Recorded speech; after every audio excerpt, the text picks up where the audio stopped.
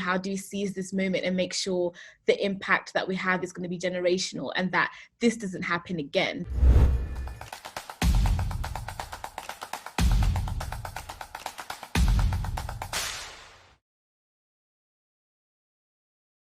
When I first watched the video of George Floyd, I just felt super angry.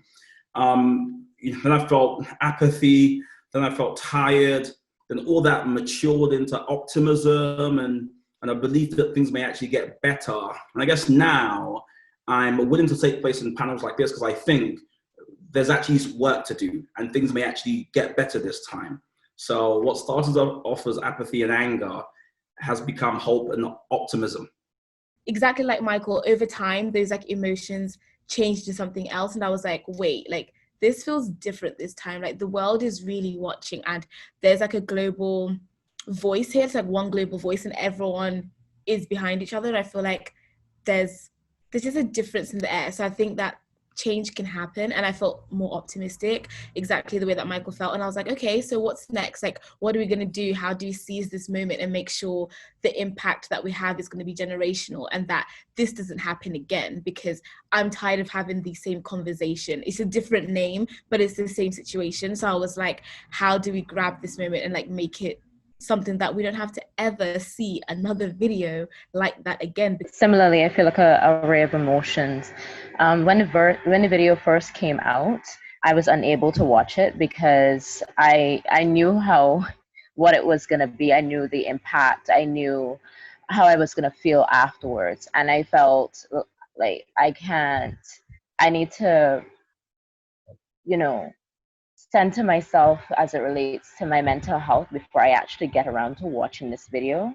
And the conversations that were happening drew me right back to the video. And I was just blown away. I was not shocked by the video and the action, but I was blown away by the comments underneath, in which like it seemed like people were trying to justify it, and as they always do, and I was becoming more and more angry. So for me personally, how I take those emotions is that I try to channel them and see what I can do, how I can be a part of the change. And for me, the moment felt very similarly to what my mother described to me as around the time of the Rodney King riots. And I felt like, again, this is my generation's time. I found that like really good, something that like a new generation, majority led by millennials, can still connect to the past and ask for accountability in ways probably that we have not seen addressed in such a way. That's all. And also the other, from someone who works in this field, I also felt the power of technology, especially social media, in organizing and leading movements. So people have utilized social media to organize in a way, the same way social media have been utilized for hate and also for spreading a lot of divisive rhetoric. I'm seeing people are also taking ownership of these platforms and using it, first of all, to expose people who are racist and also people who abuse their power, but also to use it to mobilize and to organize people. And I think that's a really good way of utilizing it and can be used to further the cause.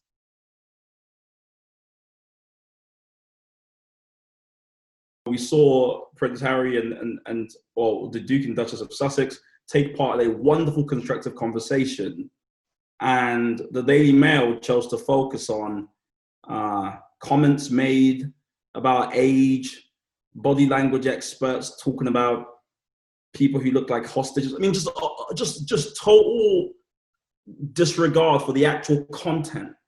So I'll be honest with you, I've stopped trusting in our mainstream media. I've stopped putting hope there. And if any is watching, I doubt they've got a pen and paper out and they're looking to change. Instead, I think we need to build and support more independent outlets. These are news outlets pursuing purpose and not just profits. News outlets built to try and champion and diversify commentators that give young people a chance to tell their own stories, that don't engage in caricature and lots of other things. I think that's where my passion is these days. So what can we do as a media system? Invest, support, build put energy into different outlets, independent outlets that drive forward the narrative. I think that's what we need to do. What the media can do is promote and give platform to people who are already doing the work. There are many young Black people across the UK and the world who are doing phenomenal things, running their like social enterprises and things, and doing just phenomenal work already. So why don't you help them share their message with the world, or what they're doing with the world? And I think if you're struggling yourself as a media platform to like know what to say and what to do, that's fine. We don't, like what Michael said, we don't want empty gestures, you know? We need to expand the definition of influence and voice, because a lot of the times we find that like the new avenues, even this webinar that we're having right now, it's a way of having our own voice without the need to ask any of the gatekeepers to allow us to speak. So there are also so many other avenues like this. And I was talking about YouTubers who have 11 million followers. If you have 11 million followers, this is more than the population of countries. And people who upload videos in the morning and the following day, they have millions of views.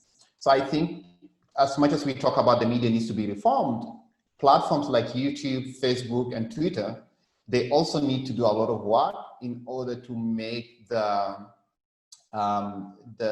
barriers to entry, to remove the barriers to entry. Like, for example, we have the internet, just because by design, it was created in the US and by people who speak English. And a lot of these people happen to be white and old. So as such, you find that inherently, all the protocols and the things that happen to the internet, the things that you need in order to access the internet, are kind of more favorable towards people from a certain characteristics. What I do believe is that the media has a responsibility to accurately report. I think that is very important for the people on the ground who are doing the work, and for the people who are sitting at home, who are observing and deciding whether they should join the movement or whether they should, or if they're affected by, you know, the detractors of the movement, if you know what I mean. So if you are portraying the Black Lives Matter movement as, you know, the protesters as thugs, and this movement it doesn't have any, it's not valid in a sense, it's just Black people ranting for no reason, then people are not going to feel inclined to join the movement. They're going to be like, oh, it doesn't affect me. Or if they phrase it as just a Black person's issue, they're not going to join, because they're going to say, well, I'm not, this doesn't affect me, so why am I joining? But it is important for people of all races to join, because while this is an issue that mainly affects Black people and severely affects Black people, it is not an issue that we created. So we should not be tasked solely with addressing this issue. It is a responsibility of the people who benefit from the system of white supremacy, the people, because, you know, their argument is that they didn't create it, but they benefit from it. And they tap into it in some, those who are white adjacent tap into it to be able to survive and that kind of stuff. They have a responsibility to help dismantle it. In fact, they have, I would say, like, the biggest responsibility to dismantle it. And so the media has a responsibility. Persons who are independent media have a responsibility to share their platforms with Black people who are doing the work, who are out there, you know, championing this cause.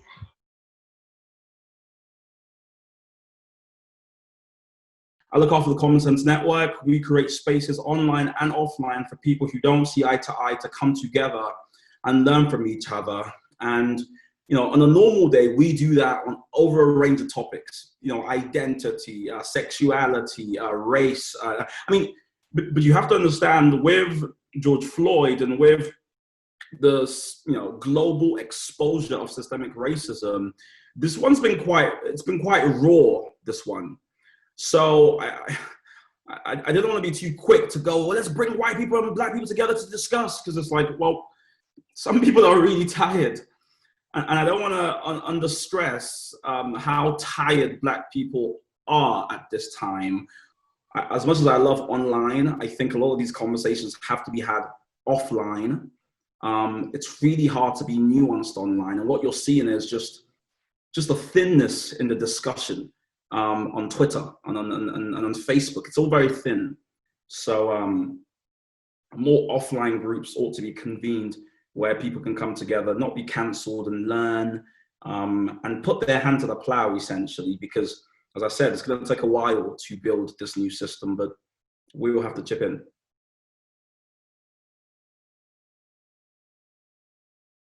Do I think that platforms like YouTube have a duty of care? Yes, I do. Like, I think the same way that we protect all other different types of groups in society, I feel like Black people should also get that form of protection, and also teach people how to just be better on social media. Like, there should be like rules for using certain words and punishments or something, because I just don't see why I should put out a video and my comment section should be filled with the N-word or people telling me to go die or to get lynched. I just don't think it's okay. I don't know how YouTube can get around that without getting involved in all their like free speech stuff. So I don't know how you get around that, to be honest with you, as a platform as big as YouTube, but they definitely need to do something. I think what we find in general is that most of the time misinformation and hatred and incitement to violence, there is a link between the two. There is a relationship between the two, because we find individuals who are usually fed misinformation and also fed wrong information about their groups. They use this information now to build a sense of a need to deprive other people of their humanity or to discredit other people's history. The whole notion of racism and superiority of other races was totally based on false science that was fed to people on the view that Black people are less human. And as such, that allowed a lot of people to excuse, to kind of justify the violence that is being committed against Black people, and also justify all the deprivation that Black people were experiencing.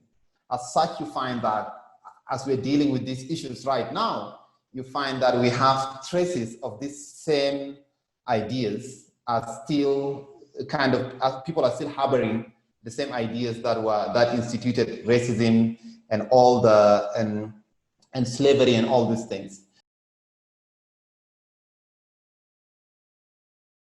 What I find as it relates to Black women and our experiences with gender-based violence in the Caribbean is that, for example, when you have cases of like missing girls, how Black girls are raised and treated, how we're hypersexualized and adultified, in that we don't get the type of responses when we go missing. So a poet by the name of African-American poet by the name of Dana Smith, he said there's no Amber Alert for amber-skinned girls. As it relates to policing, in some cases, I would say the policing system does not recognize or does not want to recognize some cases of gender-based violence, especially when poor Black women come forward. It depends on the cases, especially like sexual harassment based on how they're dressed, how they, they tell them, oh, well, what did you expect? No, how you were dressed. Or when they report, they tell them, if it's a case of, let's say, marital rape, they tell them go home and sort it out, it's between them all. But within different communities, you see a different response. And it's just interesting how that stems from the colonial past. What I would encourage white people at this time to do is to resist performative allyship, to resist, quick, small acts online that receive some sort of reward on social media, a sort of virtual pat on the back for being a good person, to resist that stuff and to commit long-term to applying pressure to the systems in question, to reimagining new systems where equality and equity are at the center, to dismantle the negative structures, to calling people out, to supporting Black movements with their wallets as well as their words. Regardless of where you are in the world, you have a responsibility to be a part of the movement, and regardless of your race, regardless of where you stand in life, you have a responsibility to, you know, to be a part of it, to do more, to use your privileges however you can to agitate for this cause. I mean, I grew up in a generation where when my parents and my grandparents would talk about issues like apartheid in South Africa, you could see how far we are in the Caribbean from South Africa. But Barbados is a small country with a population of right now 200,000. We found a way in which we could assist those who were leading the fight. I give example of myself. I mean, I've been doing a lot of community work for the last 4 years. And all of a sudden, because of some of the work, I'm being featured on BBC and Al Jazeera. And some people come to me and like, hey, my friends who are with me, my crew, like they knew the stuff that I spoke about on the BBC are the same things that we've been doing for the last 4 years. So they're not feeling that I have been discovered in any way, shape or form. But you find that because of this validation system that is totally built on the media and the international community, a lot of people are feeling that now you have been discovered and now we have somehow made your work valid. Now we have stamped it. And I think this can be good at times, but it also can feel like those people who are not getting these avenues might feel that their work is not valuable. And we really, as young people, we need to change that. We need to tell ourselves that we don't need an outside person to come and validate and tell us that our work is valid. I think talking to, once again, my focus is always on the students and the young people who are doing all of this work, and to all the young Black people who are doing all of this phenomenal, amazing work, look after yourselves as well. I know how tasking all of this is and how exhausting it is, and you end up questioning yourself and your worth, and you're wondering like, why are all these big people, these big media platforms, how do they not know that I exist and that I matter? And it can make you question yourself and your worth. And just remember, like, you're amazing, you're phenomenal, what you're doing, we see it, we hear you, and you are worthy. So keep going, but also look after yourself and remember that you matter, you know?